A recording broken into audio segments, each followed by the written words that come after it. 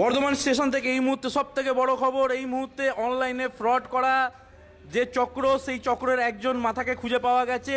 স্থানীয় মানুষদের সহযোগিতায় তাকে গ্রেপ্তার করেছে বর্ধমান গোলাপবাগ ট্রাফিক ওসি পিকু দাস। আসামি ধরা পড়লো, এই সব থেকে বড় খবর একদম।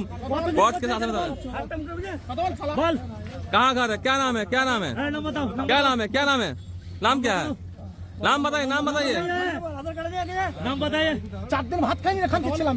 नाम बताइए, नाम बताइए, क्या नाम है, क्या नाम है आपका? नाम बताइए। अरे किराए का फट फोटो वाला के फट कर दिया साला पूरे बच्चा। এই সব থেকে বড় খবর, সব থেকে বড় খবর, সব থেকে বড় খবর। ফ্রড কেস আসামিকে একদম ধরা পড়লে হাতে নাতে, ফ্রড কেসে আসামি ধরা পড়লে এই সব থেকে বড় খবর। বর্ধমান থানায় গোলাপবাগ ট্রাফিকে নিয়ে যাচ্ছে স্যার, গোলাপবাগ ট্রাফিকে অফিসে নিয়ে যাওয়া হচ্ছে এই মুহূর্তে। একদম দেখাচ্ছি আপনাদেরকে সরাসরি, দেখাচ্ছি এখানে ধরা পড়লে একদম ফ্রড।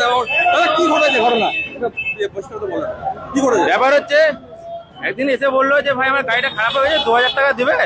ঠিক আছে, স্ক্যানারে মেরে দাও, দিয়ে দিচ্ছি। পাশে গ্যারেজ আছে, আমি বললাম তাহলে ওখানে নেবে হয়তো। টাকাটা পাঠাবে কোথাও, ছবি তুলে নিয়ে চলে গেছে স্ক্যানারটা। পরে এরপর ফ্রড অ্যামাউন্টে টাকা ঢুকেছে, সেই ফ্রড অ্যামাউন্টে এবার কলকাতা নিমতা থানা থেকে ফোন এসছে যে বলছে যে তোমার অ্যাকাউন্টে ফ্রডের টাকা ঢুকেছে, অ্যাকাউন্ট আমার সিজ হয়ে গেছে। ও বেটা কিন্তু পয়সা নিয়ে চলে গেছে অলরেডি।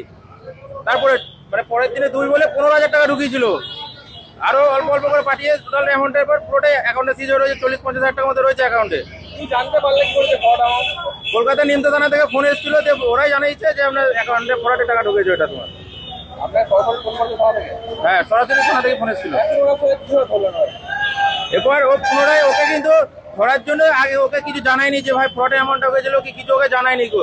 ও পুনরায় কালকে বিকালে আবার টাকা ঢুকিয়ে বলছে ভাই পয়সা ঢুকেছে, আমি নেবো। এবার তুমি না জিজ্ঞাসা করে পাঠালে কেন হঠাৎ করে? যে বলছে অল্প অ্যামাউন্টটা ওই জন্য পাঠিয়ে দিলাম। ঠিক আছে, এরপর যে পয়সাটা নিতে যেত তাকে আগে আমরা ধরে ফেলেছিলাম। এবার সে বলছে যে আমাকে ভাড়া দিত, আমি নিয়ে আসতাম পয়সাটা। ঠিক আছে, ভাড়া দিত। ও যদি তোমাকে পুনরায় বলে পয়সা আনার জন্য আবার টাকা ঢুকিয়েছে কালকে, তুমি কিন্তু তাকে বলবে যে হ্যাঁ এনে দেবো আমি পয়সাটা। সেই টোটোবেলায় অলরেডি আমার সাথে সাথ দিয়ে টোটোবেলারা প্লাস আমি সবাই একসাথে মিলে ধরেছি। টোটোবেলা সহযোগিতা করেছে ধরার জন্য। ফ্রড অ্যামাউন্টটা হওয়ার পর টোটোওয়ালাকে জানানো হয়েছিল যে এই ব্যাপার হয়েছে। আগে জানতো না, সে জানতো না সঠিক জানি না গো, তবে যেটুকু বোঝাচ্ছে জানতো না হয়তো, না হলে ও ধরার জন্য সহযোগিতা করতো না গো, এটুকু বুঝতে পারছি। শেখ জুয়েল। তোমারই দোকান তো? আমারই দোকান।